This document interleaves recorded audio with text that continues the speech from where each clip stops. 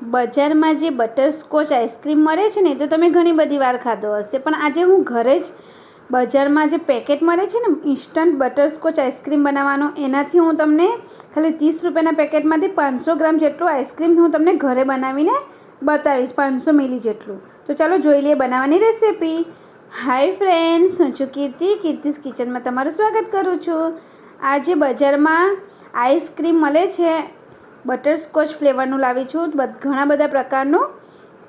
બધા ફ્લેવરના પ્રકારનું મળે છે, પણ આજે મેં બટરસ્કોચ આઈસ્ક્રીમ ઘરે બનાવ્યો છે. તો એના માટે મેં 500 ગ્રામ દૂધ લઈ લીધું છે. જે પેકેટ ઉપર લખ્યું હોય છે ને એ પ્રમાણે આપણે બનાવવા જઈશું ને તો નહીં મજા આવે. તો હું તમને છે ને આજે એકદમ સરળ રીત તમને ઘરે કઈ રીતે બને ને એ બનાવીને બતાવી દઉં છું. જો તમે મારી રીતે બનાવશો તો તમારો આઈસ્ક્રીમ પરફેક્ટ જ બનીને તૈયાર થઈ જશે. અને ખાલી 30 રૂપિયાના પેકેટમાંથી તમને 500 મિલી ઉપરથી વધારે પેકેટ જેટલું તમે આરામથી આઈસ્ક્રીમ બનાવી શકો છો.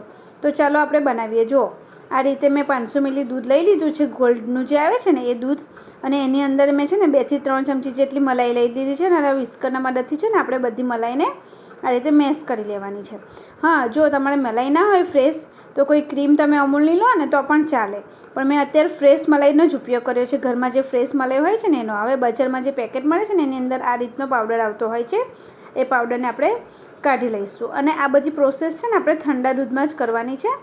પછી જ આપણે એને ગેસ ઉપર રાખી દેવાનું છે. પહેલાંથી આપણે રાખી દઈશું ને તો અંદર છે ને થોડા ગાંઠા વળી જશે. એટલે આ રીતે આપણે બધું જ પેકેટમાંથી કાઢી લેવાનું છે. તો ફ્રેન્ડ્સ, એકવાર જરૂર ટ્રાય કરજો. બજારમાંથી તમે જે આઈસ્ક્રીમ લાવો છો ને એ મોંઘું પણ હોય છે, અને જે ઘરે બનાવો એકદમ ચોખ્ખું હોય છે, એટલે ફટાફટ બની જાય છે અને વાર પણ નથી લાગતી. અને અત્યારે ઉનાળાની સિઝનમાં તો બધાને જ આઈસ્ક્રીમ બહુ ભાવે છે. તો તમે આ રીતે બનાવો ને તો રાતે બધા ભેગા થયા હોય તો તમે બનાવીને રાખી શકો છો. તો હવે આપણે છે ને 2 થી 3 મિનિટ માટે જ આને ઉકાળવાનો છે.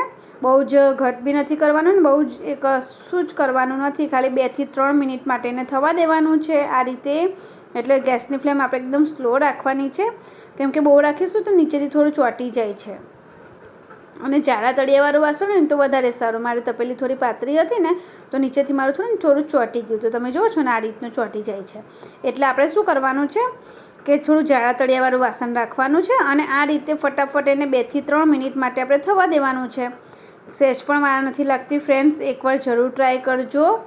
બહુ જ સરસ આઈસ્ક્રીમ ઘરે બનીને તૈયાર થઈ જાય છે, અને જ્યારે પણ છોકરાઓને ખાવાનું મન થાય ત્યારે તમે આપી શકો છો. આ રીતે આપણે આઈસ્ક્રીમને કાઢી લેવાનો છે. અને 8 કલાક માટે મેં ફ્રીજમાં રાખી દીધો હતો. તો તૈયાર છે આપણો આઈસ્ક્રીમ. તમે જુઓ છો ને ઘરે જ મેં વાડકામાં જ સેટ કરી દીધો છે.